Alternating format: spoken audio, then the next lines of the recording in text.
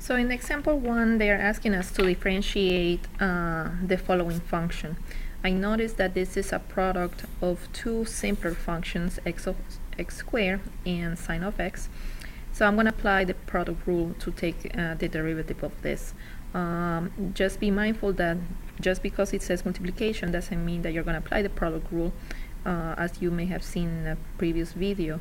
But in this case, you have a polynomial with a trig function, so there is no way to simplify that. If we had a bunch of powers of x, then go ahead and distribute so that you have to take the derivative of powers of x, and you can apply the power rule, which is a lot shorter. But in this case, it's not possible, so I'm just going to go and apply the product rule. So it would be, it doesn't matter in what order it is, but I'm just going to keep the same order as in the quotient rule to be consistent. So I'm going to take the derivative of the first function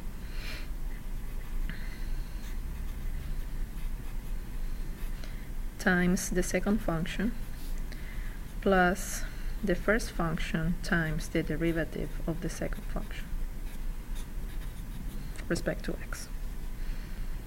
When I do that, derivative of x squared respect to x is 2x sine of x plus x squared, derivative of sine of x, which is what was new on this section, is cosine of x. Now I'm going to check if there is something to be simplified.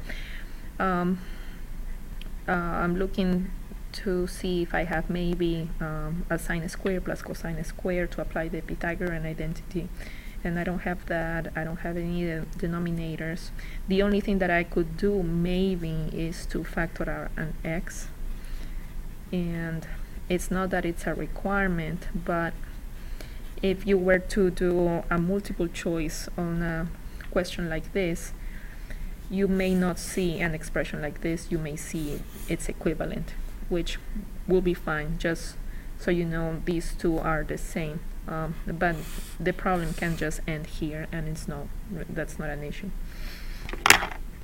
Okay, so we're going to differentiate this function, and then they are asking us for what values of x does the graph of f have a horizontal tangent. So let's just translate this into the math.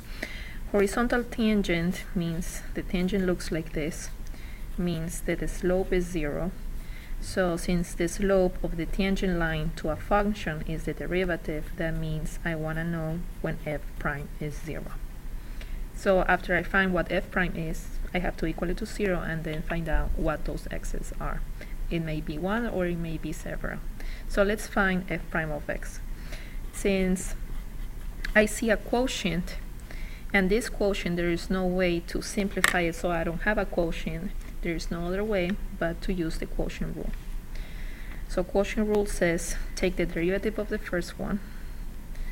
So it's the derivative respect to x of secant of x times the second function, which is in the bottom, which is in the denominator, 1 plus tangent of x minus the function on the top times the derivative of the bottom respect to x always. Well, if the function depends on x, then we're taking the derivative respect to x, divided by the second function square. Okay, so I'm going to take the derivative of secant. I'm going to use my table, and I see that the derivative of secant is secant times tangent.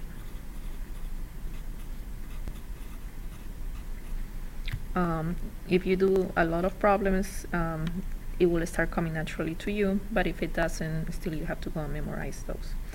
Times 1 plus tangent of x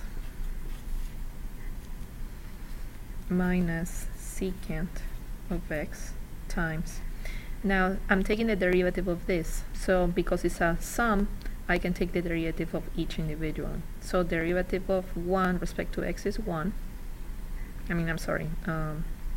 Is 0,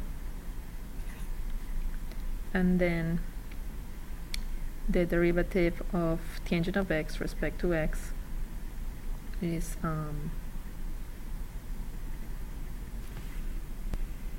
secant square. Sorry. Again, everything divided by 1 plus tangent of x.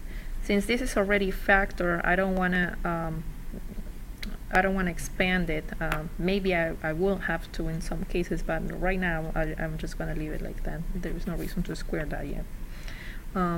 So this, they are bounded by multiplication. So this is only one term that is multiplying 2. So I'm just going to apply distributive property.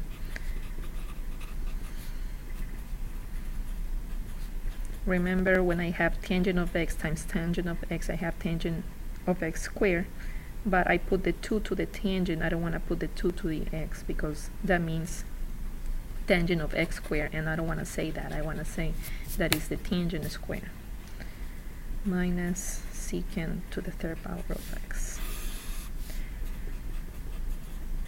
Now I'm going to look for like terms, or I'm going to look for to see if I can apply my Pythagorean identities if I need to.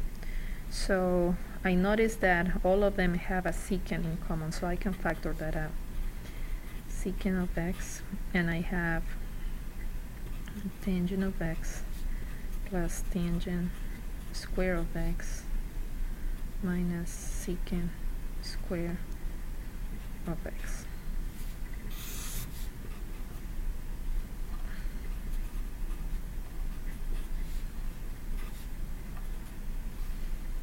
Okay, so now I'm going to use my Pythagorean identity that says 1 plus tangent square of x is the same as secant square of x.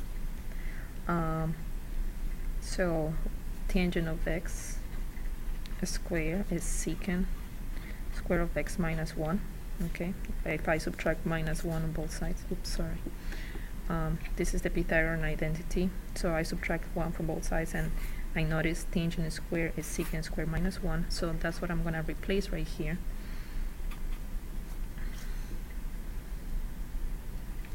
So it's secant of x, tangent of x, plus secant square of x minus 1 minus secant square of x. So right here, this has been this has been replaced by this. And now I'm just going to simplify my numerator.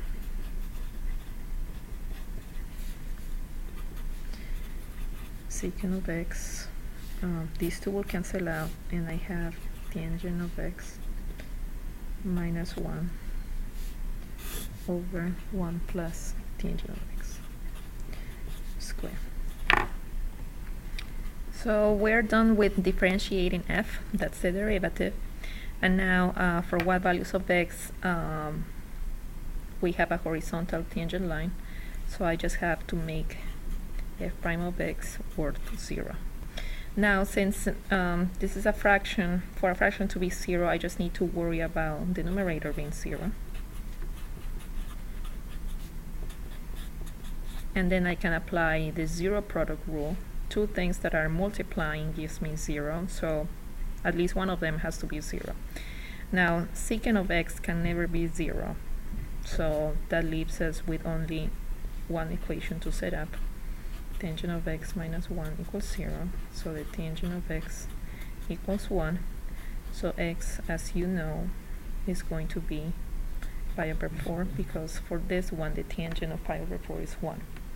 But they are asking us for what values of x. They are not telling us whether we are in the unit circle. They are not telling us that x is an angle in a triangle, so we cannot make any assumptions that they are limiting our answers to only one particular value. Remember that these trigonometric functions are periodic, so they happen everywhere on the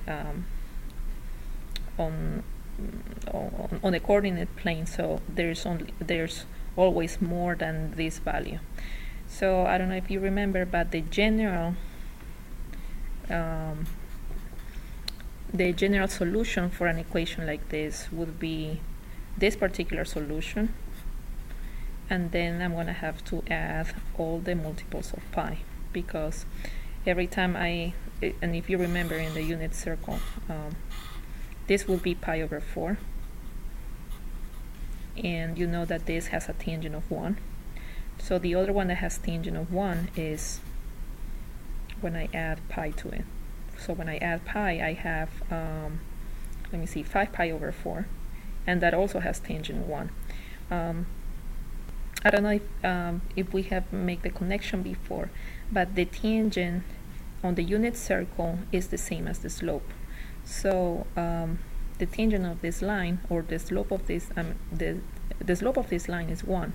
So the value of the tangent of this angle in radians, or this angle in radians, is going to be the same. So tangent of pi over 4 is 1, tangent of 5 pi over 4 is 1, tangent of 9 pi over 4 is 1, tangent of 13 pi over 4 is also 1. So every time I add a pi or subtract a pi, like I can have also negative values, all of them give me a tangent of 1.